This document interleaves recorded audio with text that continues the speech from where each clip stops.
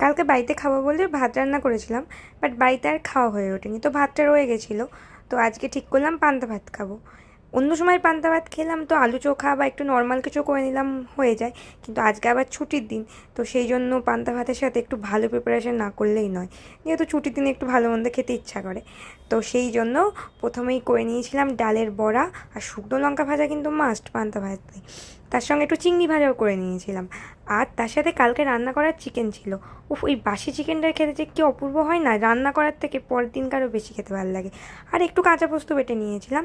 তো এইভাবে সমস্ত কিছু নিয়ে তারপরে ভাতের মধ্যে না প্রথমে এরকমভাবে শুকনো লঙ্কাটা ডলে নিয়ে তার উপরে লেবু চিপে গোটা ভাতটা মেখে তার যে সে কী স্বাদ, মানে পুরো অমৃত।